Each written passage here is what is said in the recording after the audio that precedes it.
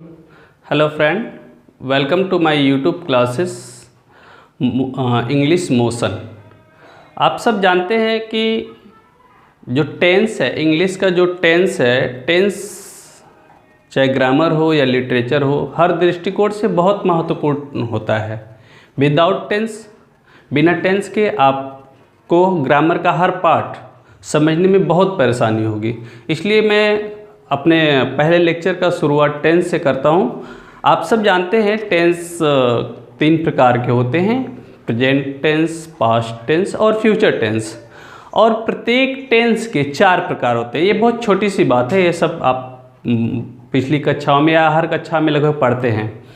तो present tense, past tense और future tense, और प्रत्येक टेंस के हमने बताया कि चार प्रकार होते हैं। जैसे कि प्रेजेंट के चार प्रकार होते हैं, present indefinite tense, present continuous tense, present perfect tense और प्रेजेंट परफेक्ट कंटिन्यूअस टेंस। ऐसे ही पास्ट में भी होता है। पास्ट में भी past indefinite tense, past continuous tense, past perfect tense और पास्ट परफेक्ट कंटिन्यूअस टेंस।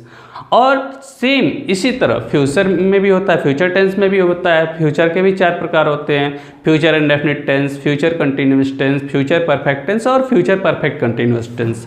तो अब मैं टाइम बिना वेस्ट किए आपको सबसे पहले पढ़ाऊंगा प्रेजेंट का पहला प्रकार, जो प्रेजेंट इंडेफिनिट टेंस के नाम से जाना जाता है। तो फ्रेंड्स, आज हम प्रेजेंट इंडेफिनिट टेंस पढ़ेंगे। और प्रेजेंट इंडेफिनिट टेंस, जैसा कि हमने बोर्ड पे लिखा हुआ है, प्रेजेंट इंडेफिनिट टेंस, हर टेंस का कोई न कोई एक पहचान होता है। तो इस टेंस के भी हम पहचान से शुरू करते हैं। तो सबसे पहले देख लेते हैं कि इस टेंस का पहचान क्या होता है। इस टेंस का पहचान देखते हैं हम बोर्ड पे। देखिए, जिस हिंदी वाक्य के क्रिया के अंत में ता, ती, ते आदि में से कोई एक आए तथा सबके अंत में है, हूँ, हो में से कोई एक आए, उसे हम कहते हैं प्रेजेंट इंडेफिनिट टेंस। तो प्रेजेंट इंडेफिनिट टेंस में जो सबसे पहले जो हम पढ़ते हैं वो होता है साधारण वाक्य। इसको सकारात्मक वाक्य भी कहते हैं, इंग्लिश में उसको अफर्मेटिव सेंटेंस कहते हैं। तो सबसे पहले हम पढ़ते हैं अफर्मेटिव सेंटेंस। और अफर्मेटिव सेंटेंस पढ़ते हुए हम ये भी इस बात का भी ध्यान देंगे कि क्या उसका पहचान उस वाक्य के साथ जुड़ा है कि नहीं। तो चलिए देखते हैं अफर्मेटिव सेंटेंस।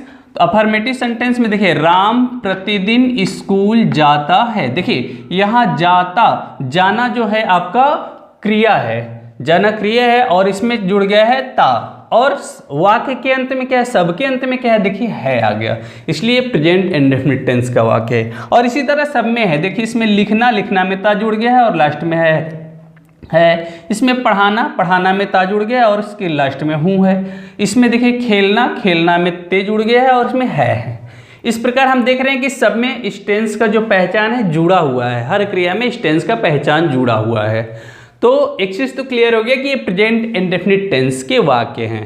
अब इसको देखते हैं हम बनाते कैसे हैं। तो इसका हमने एक रूल लिखा हुआ है यहाँ पे। देखिए, सबसे पहले हम लिखते हैं सब्जेक्ट अर्थात कर्ता, कर्ता, फिर क्रिया, क्रिया का पहला रूप, फिर उसमें हम एस या ईएस जोड़ते हैं, फिर हम लिखते हैं कर्म। आपको एक चीज़ बताना चाहूँगा कि कर्म आ भी सकता है और नहीं भी आ सकता है, इसलिए हम यहाँ ऑप्शनल यहाँ लिखे हुए हैं कि ऑब्जेक्ट इज ऑप्शनल। कर्म जो होता है ऑप्शनल होता है, मतलब सेंटेंस में आ भी सकता है और नहीं भी आ सकता है। और इसके बाद हम लिखते हैं ETC। इतना क्लियर हो गया। तो अब देखिए, हम सब इसके बाद हम सेंटेंस को बनाते हैं। लेकिन सेंटेंस बनाने से पहले मैं आपको कुछ प्रेजेंट इंडेफिनिट टेंस के अफर्मेटिव जो सेंटेंस है, इसके कुछ महत्वपूर्ण बिंदु हैं, इसके कुछ महत्वपूर्ण रूल्स हैं, उसको हम पहले देखते हैं। तो उस रूल को हम यहाँ से देखते हैं। यहाँ देखिए लिखे हैं हम अफर्मेटिव सेंटेंस के महत्वपूर्ण नियम। तो अफर्मेटिव सेंटेंस के महत्वपूर्ण नियम क्या है, पहला इसका रूल देखते हैं। देखिए, अफर्मेटिव सेंटेंस का कर्ता, अफर्मेटिव सेंटेंस का कर्ता यदि ही, सी, इट या कोई एक नाम हो तो उसमें यस या ईएस का प्रयोग करते हैं। इतना क्लियर है। अफर्मेटिव सेंटेंस का कर्ता यदि ही, सी, इट या कोई एक नाम हो तो उसमें हम एस या ईएस का प्रयोग करते हैं।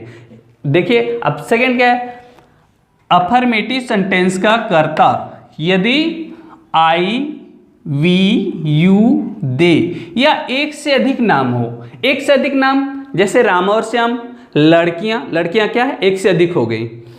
एक से अधिक नाम हो तो उस कि क्रिया में हम यस या ईएस का प्रयोग नहीं करते, मतलब ना तो उसमें यस जोड़ेंगे और ना ही ईएस जोड़ते हैं। अब देखिए रूल नंबर 3 क्या है भाई, ये तो क्लियर हो गया कि अगर कर्ता ही, सी, इट या कोई एक नाम रहेगा तो उसमें यस या ईएस जोड़ेंगे। लेकिन इसमें कंफ्यूजन दो है कि उसमें यस भी है ईएस भी है, तो किस में यस जोड़ना है किस में ईएस जोड़ना है, ये कैसे पता चलेगा। तो आइए हम रूल नंबर 3 में देखते हैं। इसमें लिखा है कि यदि क्रिया का अंतिम अक्षर A, I, O, U, C, H, S, S, S, H, X हो तो उस क्रिया में क्या जोड़ेंगे भाई, हम ईएस जोड़ते हैं, उस क्रिया में हम ईएस जोड़ते हैं।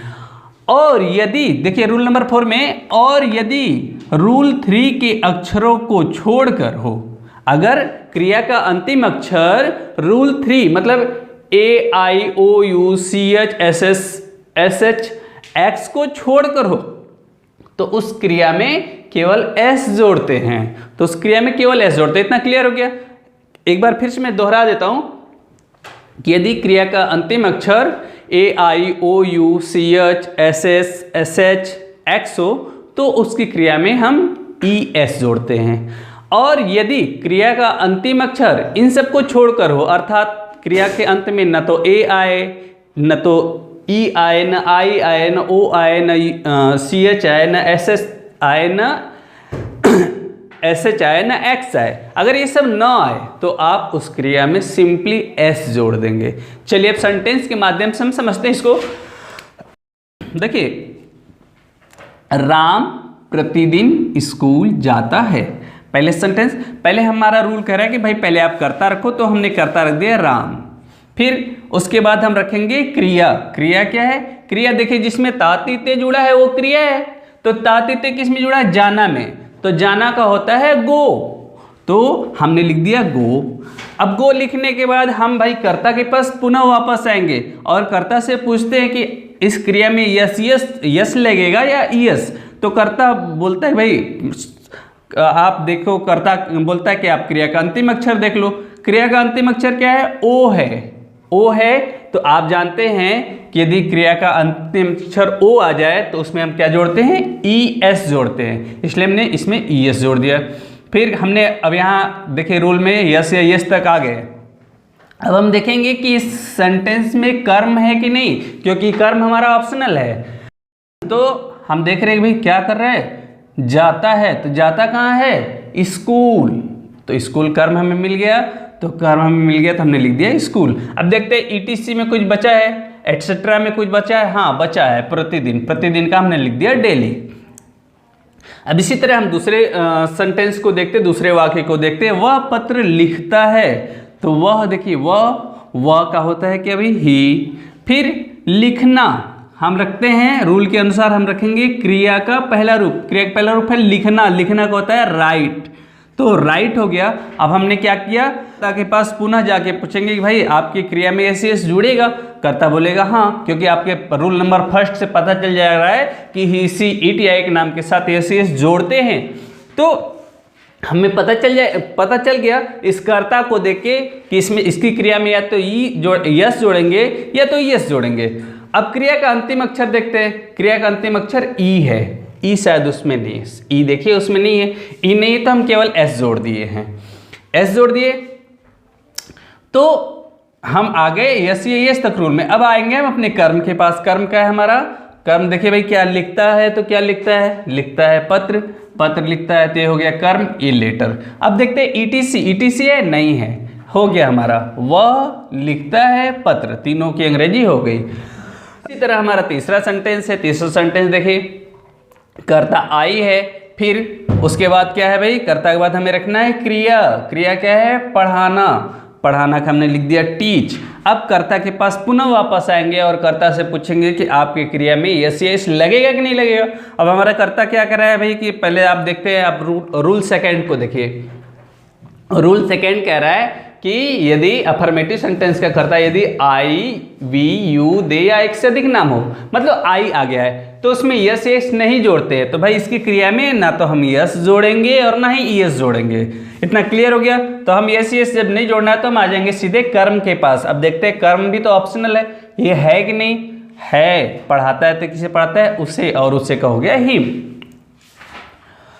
देखिए नेक्स्ट क्या है, नेक्स्ट सेंटेंस हम लोग क्रिकेट खेलते हैं, हम लोग का क्या हो गया वी, खेलना का क्या हो गया प्ले।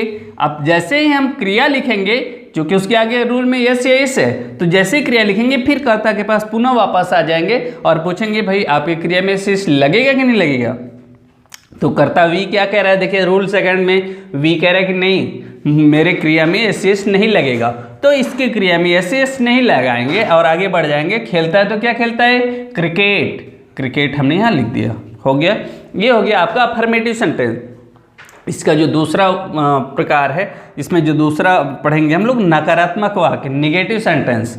निगेटिव सेंटेंस का वाक्य कैसा होता है भाई, बस निगेटिव सेंटेंस में नहीं शब्द का प्रयोग होता है, ठीक है। देखिए मीरा इस किताब को नहीं पढ़ती है, तुम पौधों को पानी नहीं देते हो, वह नहीं नाचती है, वे लोग स्कूल नहीं जाते हैं, ये सब में नहीं लगा हुआ है और ये हो गया निगेटिव सेंटेंस। और देखिए सब में तातीते है, चूंकि तातीते है और है हूँ वो लास्ट में है, तो प्रेजेंट इंडेफिनिट का निगेटिव सेंटेंस हो गया। अब निगेटिव सेंटेंस का बहुत छोटा सा एक ठो रूल है, नीचे देखते हैं हम। यहाँ देखिए रूल नंबर 1 के कर्ता के साथ डज लगाते हैं तथा रूल नंबर 2 के कर्ता के साथ डू लगाते हैं। तो रूल नंबर 1 का कर्ता क्या है, ही सी इट या एक नाम, ही सी इट या एक नाम के साथ हम लगाते हैं क्या, डज। और रूल नंबर 2 का कर्ता क्या है, you I we you they या एक से अधिक नाम के साथ लगाते हैं हम क्या भाई, डू। सिंपल सी बात है। रूल नंबर 1 के कर्ता के साथ लगाते हैं हम डज और रूल नंबर 2 के कर्ता के साथ लगाते हैं हम डू। सिंपल हो गया। अब देखिए पहले हमारा कर्ता क्या है, कर्ता है हमारा मीरा, मीरा हमने यहाँ लिख दिया, मीरा लिख दिया। मीरा के साथ, मीरा चूंकि एक नाम है, मीरा एक ही लड़की को कह सकते हैं, इसलिए मीरा के साथ हमने लगा दिया डज। और उसके बाद रूल में नॉट है, हमने नॉट लिख दिया। फिर क्रिया है, क्रिया क्या है भाई हमारा पढ़ना, पढ़ना का हमने रीड लिख दिया। फिर क्या पढ़ती है, कर्म देखते हैं, इस किताब को, इस किताब का हो गया दिस बुक। सेकेंड सेंटेंस हम देखते हैं, तुम पौधों को पानी नहीं देते हो, तुम का हो गया यू। और यू के साथ क्या लगाएंगे भाई, यू के साथ ऊपर देख लीजिए रूल नंबर 2 के कर्ता में आ गया, इसलिए इसमें लगाते हैं हम क्या, डू। तो यू के साथ लग गया डू, डू नॉट हो गया। फिर पानी देना, पानी देने का होता है वाटर, किसको पानी दे रहा है भाई, पौधों को, the plants. Clear. Third sentence हमारा क्या है, वह नहीं नाचती है, वह नहीं नाचती है। देखिए करता है वह और ये वह क्या है, लड़की के लिए है, इसलिए इसके जगह रखे हम सी। सी और सी के साथ क्या लगता है भाई, सी रूल नंबर 1 का करता है, इसलिए इसके साथ हम लगाते हैं डज। तो सी डज नॉट। और नाचना का होता है क्या भाई, क्रिया क्या है, नाचना, नाचना का होता है डांस। फिर कर्म, कर्म इसमें ऑप्शनल है और इसमें कर्म नहीं है, इसलिए हम कर्म को नहीं रखेंगे। देखिए अपना चौथा सेंटेंस हम देखते हैं, वे लोग स्कूल नहीं जाते, वे लोग का हो गया दे, वे लोग हो गया इसमें। और वे लोग के साथ दे के साथ देखिए दे आता है रूल नंबर 2 में, इसमें अफर्मेटिव सेंटेंस में रूल नंबर 2 का करता है और रूल नंबर 2 के कर्ता के साथ हम हमेशा लगाते हैं डू। डू नॉट हो गया। फिर क्या कर रहा है भाई, उस डू नॉट रखने के बाद हम आते हैं क्रिया, क्रिया क्या है, जाना, जाना का हमने रख दिया गो। फिर कहाँ जा रहा है, स्कूल, तो टू स्कूल। किसी भी स्थान को जब हम जाते हैं तो उस स्थान के पहले हम टू का प्रयोग करते हैं, इसलिए हमने यहाँ गो टू स्कूल। इसको हम बोलते हैं single interrogative sentence. Single interrogative sentence जैसा आप सब जानते हैं, इसका एक पहचान होता है कि इसका शुरुआत क्या से होता है, अर्थात जिस वाक्य का शुरुआत क्या से हो जाए उसे हम एक प्रश्नवाची वाक्य कहते हैं, या ये भी कह सकते हैं कि जिस वाक्य से केवल हम एक प्रश्न पूछ सके उसे हम एक प्रश्नवाची वाक्य कहते हैं।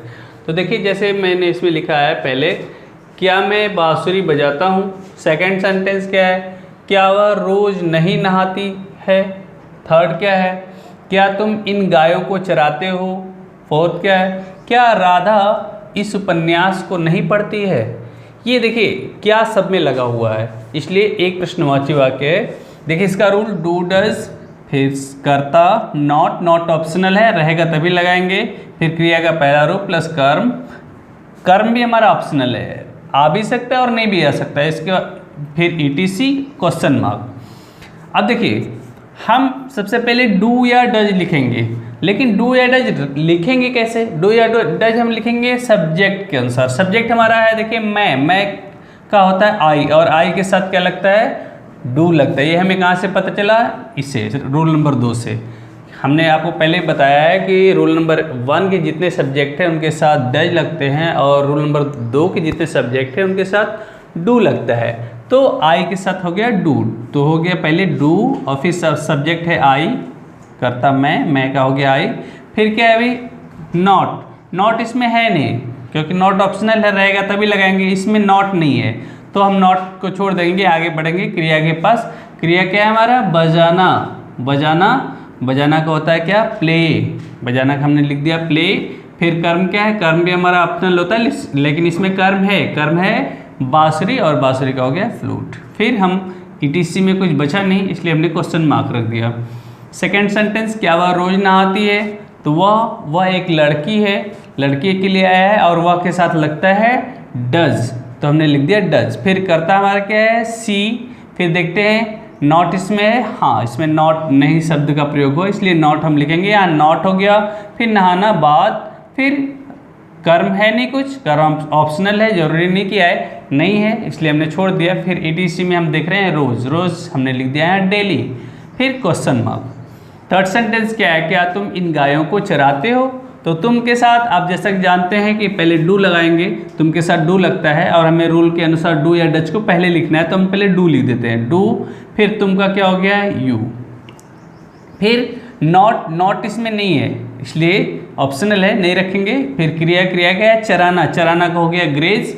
और कर्म, हमारा कर्म क्या है? किसे चराता है भाई? इन गायों का हो गया दीज काउज। अब ETC में कुछ बचा नहीं, इसलिए हम रख देंगे क्या? क्वेश्चन मार्क हमने रख दिया। फोर्थ सेंटेंस क्या राधा इस उपन्यास को नहीं पढ़ती है? तो राधा चूंकि एक नाम है, और एक नाम के साथ हम क्या लगाते हैं? डज, हमने यहाँ डज लिख दिया। फिर सब्जेक्ट हमारा क्या है? राधा को ही देख के हमने डज लिखा, इसलिए हमने यहाँ सब्जेक्ट में राधा लिख दिया।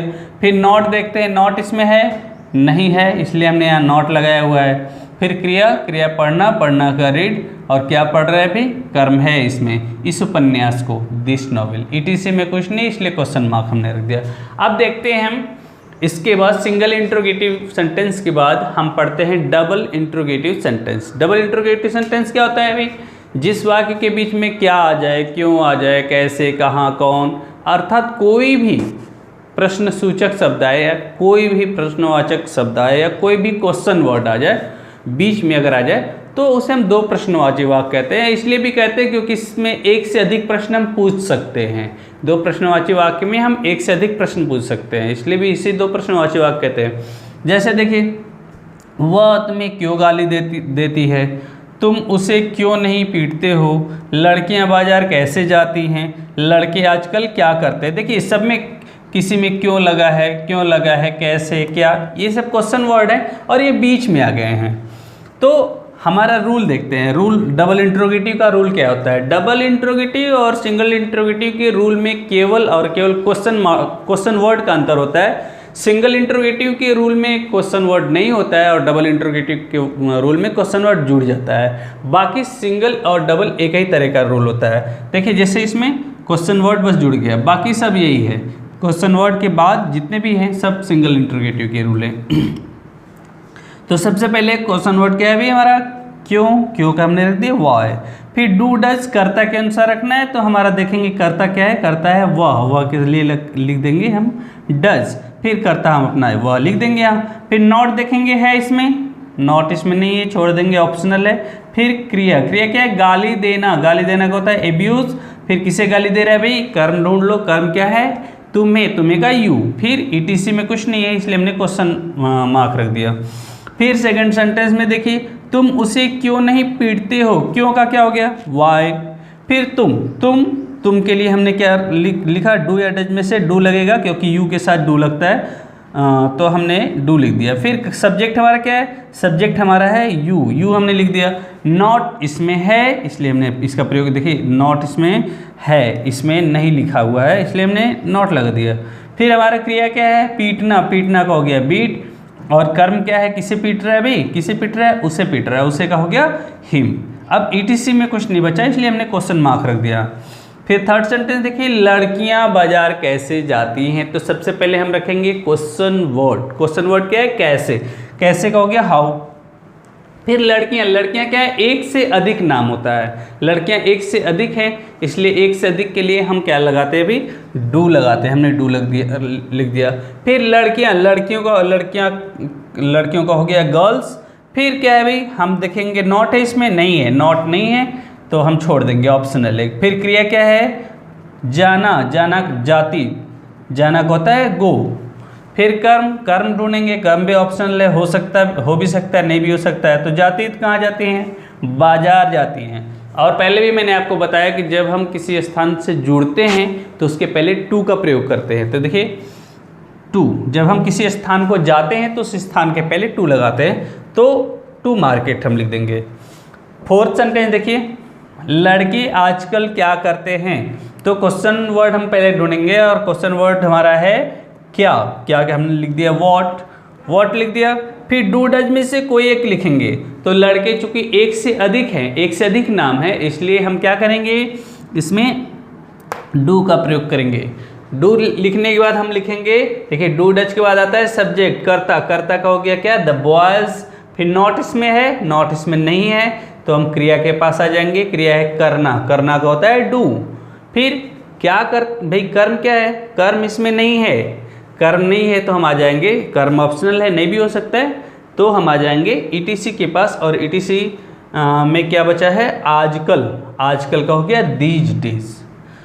तो मैं आशा करता हूँ कि आप लोग को मेरा वीडियो पसंद आया होगा। अगर आपको मेरे वीडियो से रिलेटेड कोई भी परेशानी हो या आपको कहीं भी नहीं समझ में आए तो आप कमेंट बॉक्स में कमेंट करके मुझसे पूछ सकते हैं। और बेसिकली ये वीडियो मैंने उन स्टूडेंट्स के लिए बनाया है जो बहुत वीक हैं। So thank you very much.